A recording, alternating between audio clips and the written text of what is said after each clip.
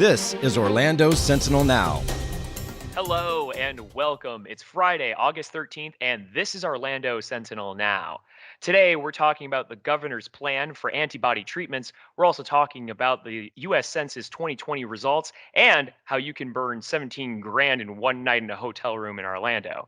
I'm your host, Joe Mario Pedersen, and joining me today, I have politics editor Steve Lemongello and business reporter Trevor Frazier. Thank you guys both so much for being here today. Let's go ahead and get right into it. Steve, coming to you first here for one of your latest. Governor Ron DeSantis creates mobile units to provide antibody treatments for COVID 19. Those treatments coming in the form of Regeneron. Jumping right into the story, first things first, Steve, what is Regeneron? Yes, what is this thing?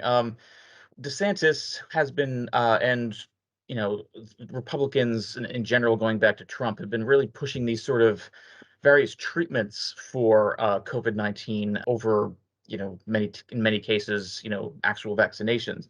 Regeneron is a type of monoclonal antibody cocktail.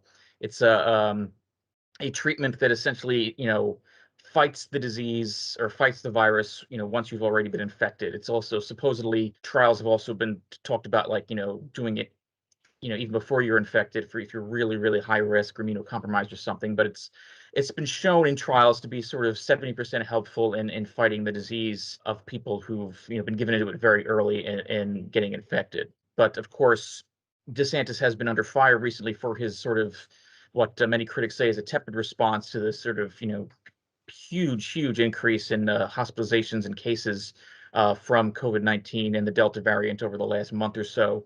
One criticism is he really hasn't pushed vaccination for months now. Every day, almost, and every week back in this early spring and winter, he would have events at vaccination sites, like, we're opening this vaccination site, we're opening this vaccination site, we're lowering the age by 5 years, that sort of thing. He really hasn't done that since May, and he's gotten criticism for it. He's also got criticism for it from the right when he has sort of occasionally said, like, hey, everybody get vaccinated, in the middle of press conferences, things like that. The problem with DeSantis is the sort of base that he's trying to attract for the Republican nomination for president in a couple of years is very, very anti-vaccination these days. And, unfortunately, the anti-vaccination seems to be prevalent among, red states and, Trump supporting areas. One of the ways you can sort of easily sort of guess, which areas have high vaccination rates or not is whether they voted for Trump or Biden or not in 2020. So DeSantis is sort of like walking a fine line here. So he really didn't talk about vaccination for months. He sort of mentioned it in a health roundtable last week, but he also mostly talked about the antivirals like Regeneron. So again, he's not doing anything specifically new to increase vaccinations amid all this. He's sort of creating these mobile units to go around to people who already have the disease to sort of start treating them for it. Hmm. Kind of the same idea of instead of preventing fires, supplying perhaps more water to douse the Yes, fire yeah, once it's we're already not going to do started. anything to prevent the fires, but, like, here's some more water. Hmm. Water that's effective 70% of the time. In regards to the governor's plan with these mobile units, how exactly is he planning on deploying them? We're not sure. I asked the governor's spokesperson yesterday, and she, referred me to the health department. From what the statement said yesterday, they're going to be deployed to certain areas. I guess it's starting off in Northeast Florida and Jacksonville. The key to this is if you're in one of those high risk categories and you become COVID positive, doing it before the symptoms get very severe is when it's most likely to work. And so part of it is some people don't even know that this exists until they end up getting admitted to the hospital. And at that point, it's almost always too late for this to be effective. But part of it is just kind of a natural human instinct. Maybe you feel some symptoms, test positive, but you don't feel that bad. So you figure, hey, I'm going to clear this. If you're high risk, though, and it progresses, then you've missed your opportunity to have this be really effective. So that early treatment is really what the Regeneron and the monoclonal antibodies represent. These things are going to go around to certain areas where you can go to them, and you won't need a doctor's note to start getting these things. You won't need a prescription because it's the state surgeon general essentially just has an open thing. Okay, if you want it, you can get it. There's going to be like one permanent site at a Jacksonville library. They're going to have mobile strike teams going to long-term care facilities. So that's originally how it's starting out. Like, where else these things are going, and how you'll be able to catch up with one, starting in Northeast Florida, and I guess going through the rest of the state is still not quite clear at this moment. All right. For more on that, take a look at OrlandoSentinel.com. But Steve, I want to talk to you now about another story here. We recently got results on the U.S. Census for 2020, or in the last 10 years, rather. And we got a good look at what Central Florida has been doing in the last 10 years in terms of growth. What did the census tell us? Yeah, so it tells us that Central Florida is seeing some of the biggest growth in the state and in some cases the nation over the last 10 years. Osceola County, its population increased by 45%, it's like the biggest increase in Florida. Orange County increased by 24%. And while Orange County's 24% increase was about ranked sixth behind like Osceola and St. John's and a few other places, just in terms of sheer numbers, it's just the biggest single, fastest growing area in the state.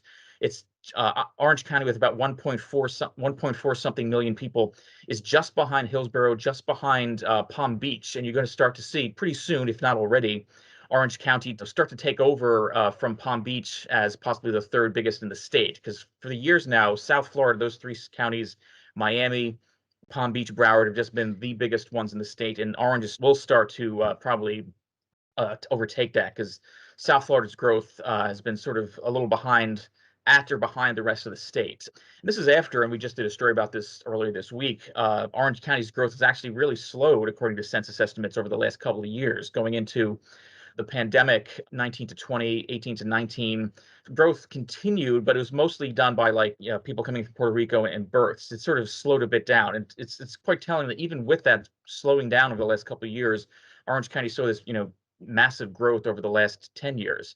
And also, the fastest growing metropolitan area in the United States is the villages, which increased 39% from 93,000 to 130,000. So seeing just big numbers there. Steve, really important question I want to ask you here. In terms of Central Florida's growth, I'm wondering what does that mean for its position in the state? Florida gets one more congressional district next year because it turned out it didn't grow as fast. Somehow it didn't, with all this, didn't grow as fast as people thought. And a lot of other places like New York actually were growing faster, actually were growing. New York City actually grew despite, all the stuff you've been hearing. So it's pretty much probable, according to at least one expert, that Central Florida is going to get that one new congressional seat when they redraw the maps this year and next year. Possibly in the villages, might get its own congressional seat. We'll see. We'll see how that goes. But yeah, like Central Florida is going to get more political power out of this. Hmm. Something to watch out for, certainly. If you guys are looking for more details, be sure to take a look at Steve's stories online at OrlandoSentinel.com. Steve, thank you so much. All right, Trevor, coming to you now for a pretty luxurious story here. An Orlando hotel room goes for $17,000. Don't want to give away the rest just yet here. First off, where can we find this hotel room? Well, the hotel room in question, which is the largest suite in the Orlando area, is in the Four Seasons Orlando, which is at the Walt Disney World Resort. It's inside, if you're familiar, it's inside Golden Oak, which is a community of sort of high-end homes and things inside the Walt Disney World Resort. And then at the back of that, there's the Four Seasons, which is one of our five-star hotels. And the sort of impetus for looking at this suite, the Royal there, was that Orlando was just found to be third in the world for the most expensive five-star hotel rooms on average. Yeah, we were just below. Paris was second, and Los Angeles was number one. So yeah, so we wanted we wanted to take a look and see what were these rooms that people are paying for? And let me tell you, they aren't the same as the rooms that I have stayed in when I have gone to hotels. They're very different. I have a feeling my experience is probably much more akin to yours. So tell us about it. Being in the room itself, what was it like, and what exactly does 17 grand get you for a night? Yeah. So again, let's reiterate. This is 17,000 a night. That's the starting price for this suite. You can add up to 9 other rooms. They have a private hallway that can be shut off so that you would have 9 other rooms that are all attached there if you want to bring your whole family and so on. Or you can rent out this on the 16th floor. You can do what's called the 16th floor buyout, and that starts at $75,000 a night. You'd get every room there, including the presidential suite, which is the sort of lesser version of the royal on the other side of the hallway. And then there's the grand suites, which if you were to rent those on their own are $8,000 a night. So not anywhere near the luxury of the $17,000 a night rooms. But yeah, what do you get for that? Well, it's a 3,300 square foot suite, just on its own. 1 bedroom. It has a private media room. It has a private office. It has a balcony with some of the best views of the Walt Disney World Resort. But the real thing that you're getting there is going to be this service. So it comes with 8 hours of butler service, for example. Though they said that most of the guests that they get upgrade to the 24 hours of butler service. One of the things that they pointed out, they were like, the people who get this room are not quibbling over this money or worrying about upgrades or anything. If you're dropping $17,000 on a room, you have well over $17,000 to drop. And so they said that it's not booked as often as the rest of the hotel, unsurprising, but it is usually booked on a whim. The people who get this don't plan these vacations as much as they just go, we feel like going to Disney, bring the family, let's all just go and stay at the Four Seasons there. But yeah, you can get a lot of things with it. You can get your room themed.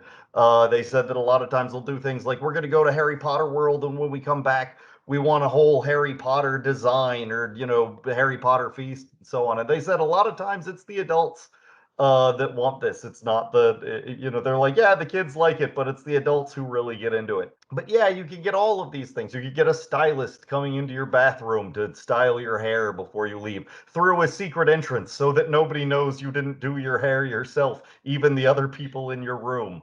There are lots of secret entrances so that they have a lot of privacy. Privacy is a big issue for the people who rent this room. I can see.